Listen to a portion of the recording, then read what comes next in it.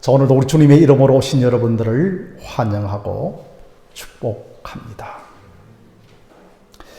자, 오늘 여러분 설교의 제목은 나에게 주신 믿음의 기업입니다. 이 야곱에게는 12아들이 있었고 그 12아들이 결국은 12지파가 되고 또한 이스라엘 민족으로 형성합니다. 그 12지파 중에 육적인 장자는 르후벤이지만 아버지 야곱은 그 큰아들에게 장자의 축복을 해주지 않습니다. 그리고 이제 영적인 장자는 넷째인 유다지파인데 제일 먼저 땅을 분배해 주죠. 그것이 지난 주일에 15장 말씀의 설교였습니다. 자, 그러면 실질적인 장자는 요셉이었습니다. 애굽의 총리가 되어져서 아버지 야곱을 부양하고 형들과 그의 가족들을 다 책임지죠. 그래서 이제 야곱은 요셉에게는 당시 장자들에게는 두 몫을 유업으로 주었는데 요셉의 두 아들인 므낫세와 에브라임에게 땅을 분배해 주었습니다. 에브라임과 므낫세는 요셉 지파라고 해야 하는데 레위 지파가 하나님의 소유가 되면서 요셉 지파는 두 지파로 나누어졌습니다. 자, 그런데 오늘 말씀에서 이상한 점은 첫째인 에브라임이 땅을 먼저 분배받는 것이 아니고 둘째인 므낫세가 땅을 먼저 분배받는 것이 아니고 둘째인 에브라임이 땅을 먼저 분배를 받습니다. 왜냐하면 여러분들이 창세기 49장에 보면 이제 야곱이 숨을 거두면서 자식들 한 사람 한 사람을 축복하는데 요셉이 제일 먼저 두 아들을 아버지에게로 데리고 옵니다. 이제 자신의 생각으로는 장자인 므낫세에게는 오른손을 축복해주고 차자인 에브라임에게는 왼손으로 축복을 받으려고 아버지 앞으로 데리고 갔죠. 그런데 야곱이 손자들을 축복해 줄 때 오른손을 가지고 차자에게 왼손을 가지고 첫째에게 축복하며 손을 어긋맞게 영어로는 크로스해서 축복을 해줍니다. 이것은 여러분 장자가 차자가 되어지고 차자가 장자가 된다는 것이죠. 사실은 야곱 당사자도 그런 복을 받았습니다. 자기도 첫째는 아니었고 둘째였죠. 그런데도 불구하고 그는 하나님의 은혜로 장자의 복을 받았습니다. 그래서 야곱이 손자들에게 손을 어긋맞게 해서 축복해 주는 것도 그저 실수가 아니라 하나님의 주권적인 섭리요 인도하심이었습니다. 하나님이 장자가 되는 것은 내가 뱃속에 먼저 태어났다고 해서 장자가 되는 것이 아니라 전적으로 하나님의 은혜요, 하나님의 선택하심으로 됩니다. 그래서 제일 먼저 에브라임이 땅을 분배받는 것은 바로 창세기 49장의 할아버지 야곱이 축복해 준 그것이 지금 성취가 되고 있는 것입니다. 성도 여러분, 참 여러분 유산을 장자에게 물려주는 것이 당시의 불문율인데 이상하게도 성경을 보면 하나님은 다른 순서로 다른 방법으로 계속해서 다른 방법으로 장자권을 물려주고 있습니다. 아버지 야곱이 손자들에게 손을 딱 어긋맞게 축복해 주는 것도 사실 아들인 요셉은 이해하지를 못하였습니다. 아니, 우리 아버지가 나이가 들어서 눈이 침침해서 실수한 것이라고 생각하면서 요셉이 깜짝 놀랍니다. 아버지요, 그리하지 마옵소서. 그러니까 아버지 야곱이, 얘야, 나도 안다. 그런데 그 아우가 형보다 더 크게 될 것이라고 그렇게 에브라임을 할아버지가 앞세워 줍니다. 그런데 놀랍게도 아들 요셉이 아버지 야곱의 이런 행동을 기뻐하지 아니했다라고 하였습니다. 이 말은 아버지가 하는 행동에 대해서 굉장하게 화가 났다는 겁니다. 여러분, 평소에 요셉이 어떤 사람입니까? 굉장하게 영적인 균형 감각을 갖고 있는 사람이었거든요. 그런데 아버지가 차자인 에브라임에게 축복해 주는 것을 기뻐하지 않고 화를 내면서 인정을 하지 않았습니다. 하나님의 생각과 판단이 100% 더 옳은데 어려운 요셉이 이런 것을 인정을 하고 있지 않습니다.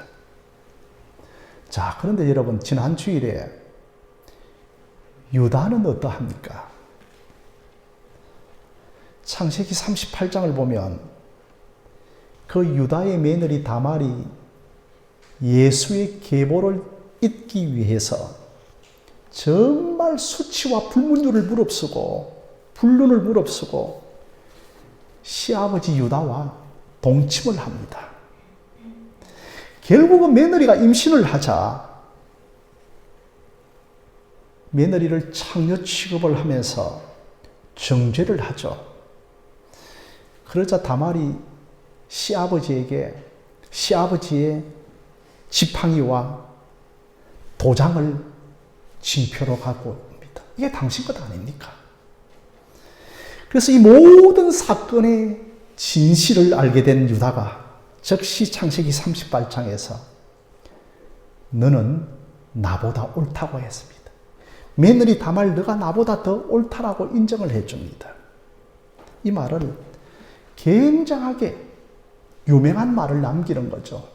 이것은 여러분 구속사에 있어서 굉장히 중요한 말입니다. 저 며느리가 예수의 계보에 들어가기 위하여서 저 며느리가 구속사의 족보에 들어가기 위해서 저렇게 불륜을 저지르는 행동을 한 것을 시아버지가 옳다라고 인정을 해주는 겁니다. 그런데 어려운 요셉은 그 아버지 야곱이 둘째를 축복해 줄 때 그것을 기뻐하지 않고 또한 인정을 하지 않습니다. 사실 여러분, 지금까지 살아온 인생의 여정을 뒤돌아보면 유다는 동생 요셉과는 비교가 안 됩니다. 그런데 예수님의 그 구속사의 계보에 착한 요셉을 통하여서 이어지는 것이 아니라 유다가 예수님의 집계 계보가 되는 겁니다. 참 여러분, 이것은 결코 유다가 요셉보다 잘나서 그런 것이 아닙니다. 참으로 여러분, 에브라임이 므낫세보다도 잘나서 장자의 축복을 받는 것이 아닙니다.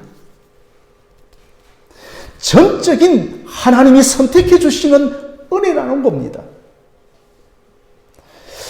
여러분, 우리가 성경을 읽고 묵상할 때 구속사적으로 성경을 읽고 묵상하는 것이 참 중요합니다. 내 인생을 해석할 때 구속사적으로 해석해야만 내 인생이 설명이 되어지고 내 인생에 답이 있고 내 인생이 설득당하는 겁니다. 여러분, 여기 우리 자리에서 구속사라고 하는 단어를 처음 듣는 사람들도 있고, 참 이 단어가 생소한 사람도 있을 것입니다. 그런데 여러분, 성경 66권의 큰 주제가 하나 있는데, 이 성경의 큰 주제는 뭐냐 하면, 성경을 구속사적으로 해석을 하고 성경은 그렇게 기록이 되어 있다는 겁니다. 우리는 역사에는 세상 역사만 있다고 생각하는데, 그 이면의 역사, 인류를 향하신 하나님의 역사를 가리켜 우리는 구속사라고 하는 겁니다. 이 구속사는 창조, 타락, 구속, 새 하늘과 새 땅이라고 하는 큰 줄기를 가지고 기록되어져 있습니다. 하나님께서 우주와 인간을 창조하시고, 그 인간이 죄로 인하여 타락하고, 하나님께서 우리를 구속하기 위하여 구속자 예수 그리스도를 보내시고, 결국은 우리 인생을 구속하셔서 새 하늘과 새 땅으로 이끌어가기 위한 것, 이게 여러분 구속사라고 하는 겁니다. 그러므로 성경도 구속사적으로 해석해야 하지만 내 인생도 구속사적으로 해석해야만 설명이 되고 설득이 됩니다. 왜 내 인생에 아픔이 있었는가? 왜 내 인생에 실패가 있었는가? 왜 저런 남편을 만났는가? 왜 저런 아내를 만났는가? 왜 저런 자식들을 주셨는가? 이 모든 것이 우리의 가정에 구속사를 이루기 위하여 주셨구나. 나에게 구속사를 쓰게 하기 위하여 저런 아들을 주고 저런 배우자를 주셨구나. 구속사적으로 해석해야 지금 나의 형편과 처지가 해석이 됩니다. 그래서 여러분, 로마서 3장 23절에 신자는 표면이 아니라 이면을 볼 줄 알아야 한다고 했습니다. 생각해 보십시오. 우리가 겉으로 드러나는 표면적인 것이 전부라고 생각하면 당장 여러분 장자인 므낫세를 축복해 줘야만 하는 것이지 차자인 에브라임을 축복해 주는 것은 아닐 것입니다. 1절을 보십시오. 요셉 자손이 제비를 뽑은 것은 이러이러한 땅이라고 하였습니다. 여러분, 제비 뽑기에 참여하는 이스라엘 백성들은 야, 정말 우리가 잘못 뽑히면 어떨까 할 것인가라고 하는 그 위험성을 가지고 있지 않았습니다.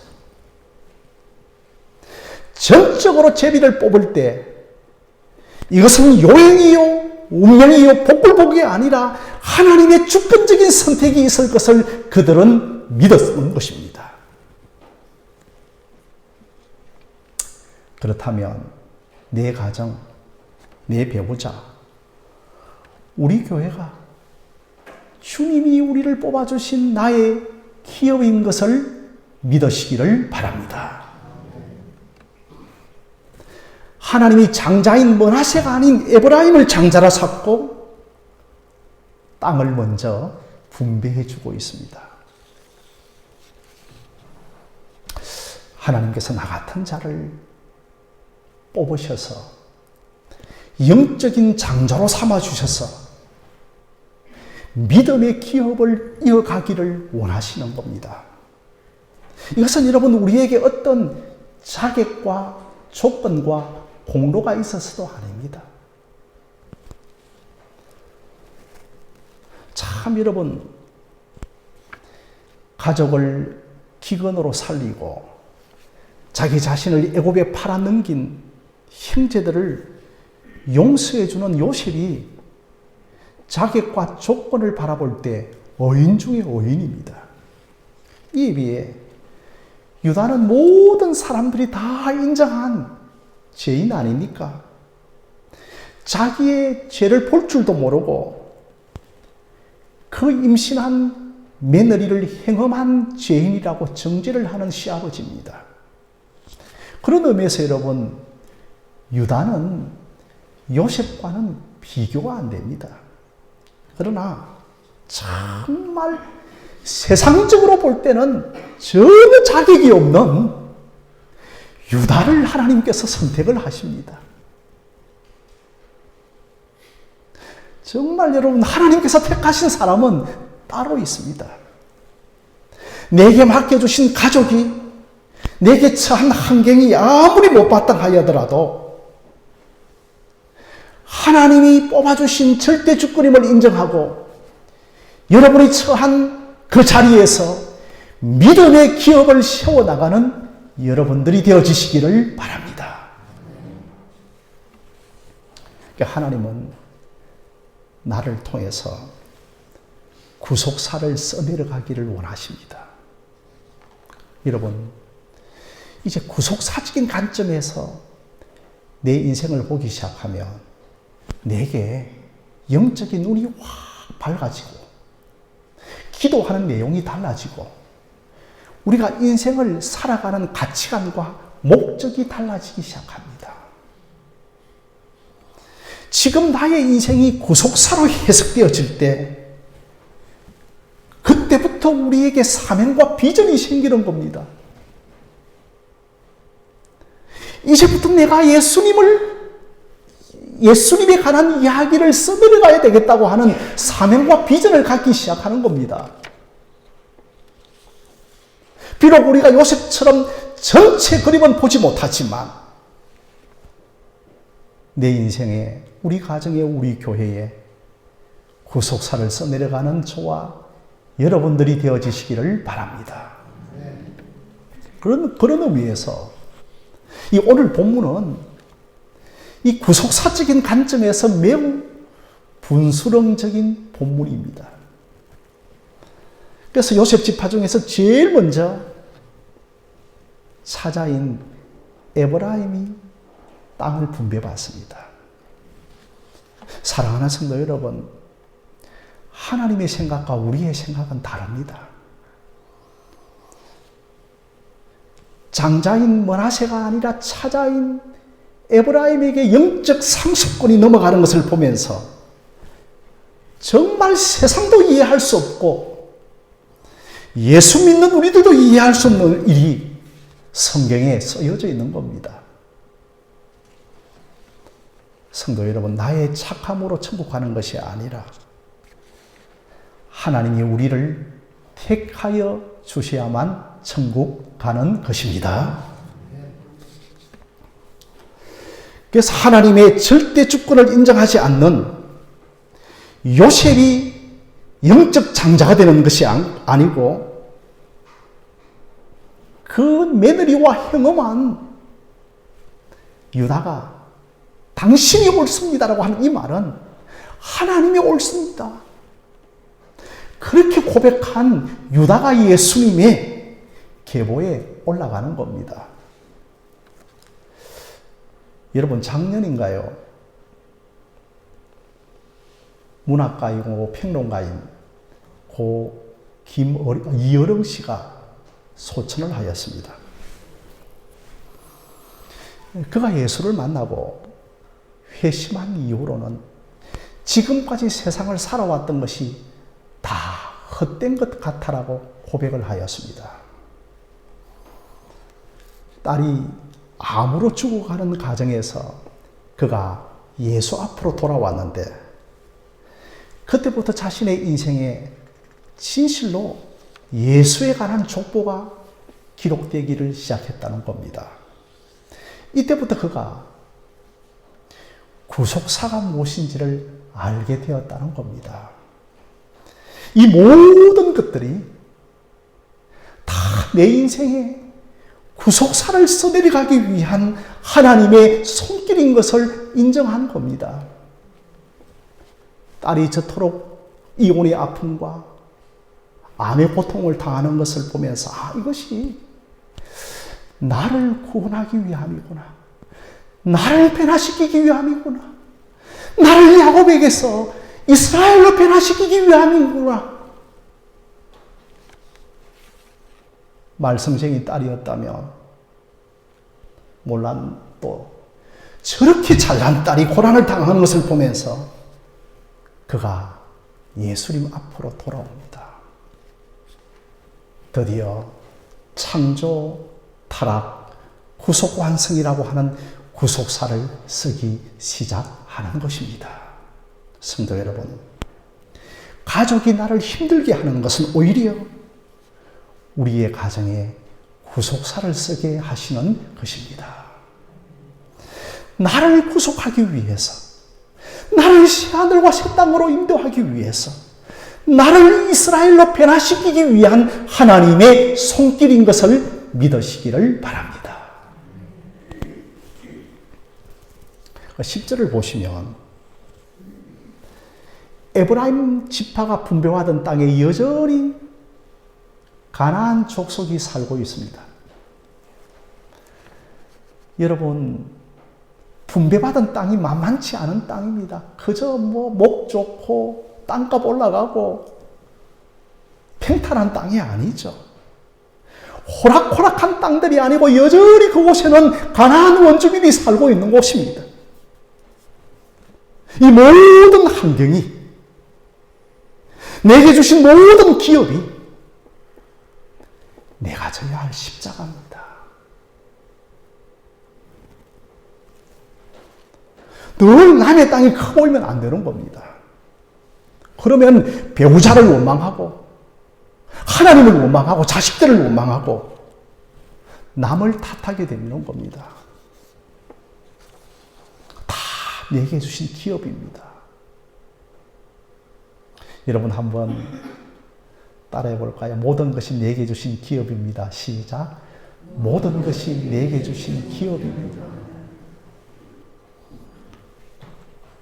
그래서 이 땅을 분배받는 과정에서 계속해서 경계라고 하는 단어가 나옵니다. 그래서 에브라임 지파가 받은 땅은 동쪽은 어디에서부터 어디까지 경계고 서쪽은 어디까지 경계라고 하는 이 경계라고 하는 단어가 나옵니다. 그러니까 세상이라고 하는 경계를 넘어가지 말라는 겁니다. 신자는 딱 여기까지만이야 라고 하는 경계를 지어준다는 겁니다. 내게 처한 극심한 환경이 세상으로 나가지 않게 하는 경계가 됩니다. 오직 하나님만을 바라볼 수 있는 경계가 됩니다. 그래서 여러분 1절에서 이 분배받는 것을 보면서 정말 하나님의 생각과 우리의 생각이 다르다는 것을 많이 깨닫습니다. 나는 참 이 땅을 분배받았으면 좋겠는데 라고 생각했는데 오히려 분배받은 땅에 길이 딱 막혀서 주님을 만난 사람들이 참 많습니다. 그때 길 대신 주님을 만난 사람들이 많습니다.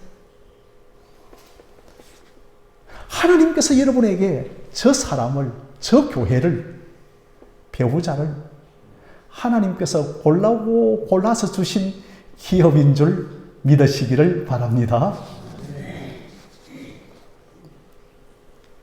이것을 여러분 꼭 받아들여야만 그때부터 구속사가 쓰여집니다. 비로소 여러분에게 주신 기업이 믿음의 기업으로 쓰여진다는 겁니다. 오직 하나님이 주신 기업에서 이제는 하나님만을 나의 기업으로 삼고 그 주신 땅을 정복하고 가족들을 다 구원으로 이끌 수 있는 여러분들이 되어지시기를 바랍니다. 여러분 그 10절을 한 번 더 보시면 에브라임 지파가 가나안 원주민을 쫓아내지 아니하고 가나안 족속이 에브라임 가운데 거주하며 노역하는 종이 되었다라고 말하고 있습니다.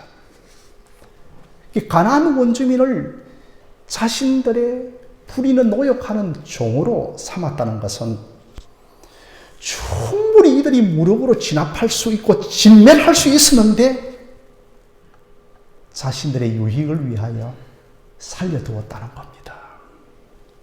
하나님께서는 가나안 땅에 들어가면 단 한 사람도 남기지 말라고 다 진멸하라고 하였는데 자신들의 유익과 편리를 위하여 남겨둔 것입니다.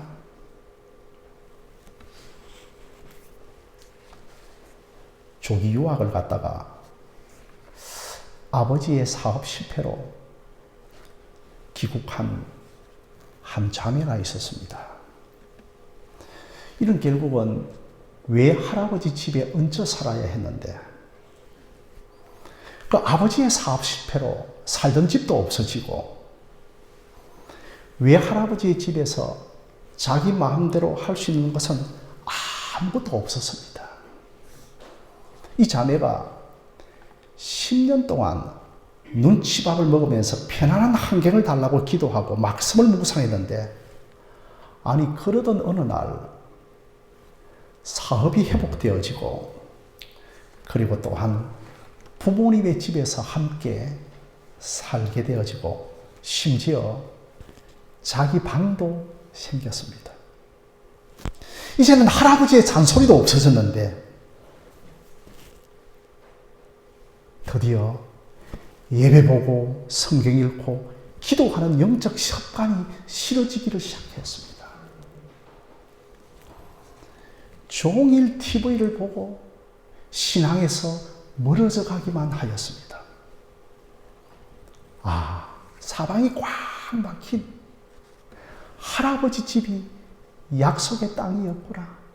축복의 땅이었구나. 주님이 주신 기업이었구나. 힘들 때는 그렇게 열심히 하나님을 매달렸는데 이제는 그 믿음이 바닥을 치고 있는 겁니다. 성도 여러분, 오늘 우리들도 그렇습니다. 구원이라고 하는 이 땅 하나 탁 분배받고는 완전히 세상과 벗하고 살아갈 때가 많습니다. 믿음의 경계가 허물어진 겁니다. 구속사를 쓰겠다고 하는 그 어떤 의지도 없는 겁니다.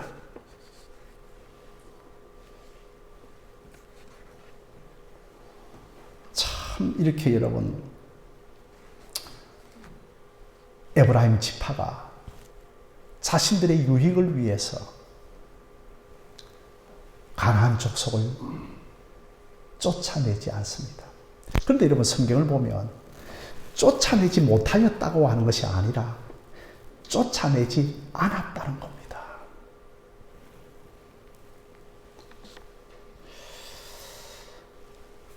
여러분 이 이후로 에브라임 지파가 정말 엉망진창이 되어져 버립니다. 이 에브라임 지파가 어떤 지파였는가 하면 요수아가 에브라임 지파입니다. 자신들에게 훌륭한 신앙의 조상을 두고 있습니다. 그리고 여러분 오늘 말씀을 읽어보면 실로라고 하는 곳이 에브라임 지파가 분배하던 땅인데 그곳에 성막이 세워집니다. 그러면서 그들은 하나님께서 우리 지파에 성막을 세워주셨구나 하면서 그것이 그들의 자랑거리가 되었고 정말 온 이스라엘 지역에 예배하기 위하여 그곳으로 찾아오는 예배의 중심지가 되었습니다. 그런데 에브라임 지파가 영적으로 엉망진창이 되어져 버립니다. 나중에 여러분 큰 후대에 후손으로 누가 나오는가 하면 에브라임 지파에서 여로보암이라고 하는 왕이 나옵니다. 이가요 왕이 탁 되어지면서 하는 것이 뭐냐 하면 그 모세 시대 때 시내산에서 금송아지 우상을 만드는 것과 똑같이 이가 금송아지 우상을 탁 만들기 시작합니다. 만약에 그 앞선 세대의 다윗 시대에 하나님께서 성막을 그 유다 지파 시온으로 옮기지 않았다면 이스라엘 지파 모두가 다 배교하였을 것입니다. 하나님께서는 이 모든 것을 이미 알고서 다윗 시대에 성막을 어느 지파로 옮기는가 하면 유다 지파 시온으로 옮겨버리는 겁니다. 이렇게 여러분 에브라임 지파가 엉망이 되어져 버립니다. 오늘 우리들도 마찬가지입니다. 내가 모태신앙이요, 훌륭한 요소와 같은 신앙 조상을 가지고 있고, 그리고 또한 신앙이 4대요 5대라고 하더라도 정말 우리들도 불신자와 같은 사람으로 살아갈 수 있다는 것을 기억하시기를 바랍니다. 이것은 여러분 정말 에브라임 지파가 가나안 사람을 쫓아내지 않았기 때문입니다.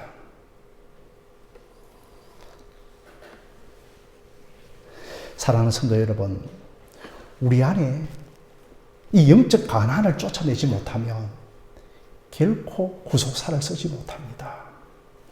결코 저와 여러분들이 믿음의 기업을 만들어내지 못합니다. 오늘 저와 여러분들이 가나안이 우리의 주인이 되어지는 것이 아니라 온전히 예수가 우리의 주인 되어지기를 주님의 이름으로 부탁드립니다. 우리의 마음은 가나안도 취하고 예수도 함께 취하려고 합니다. 그러다 보면 여러분, 가나안이 우리의 주인 노릇을 하게 되어지고 마음껏 우리를 노락질하게 되었다는 겁니다.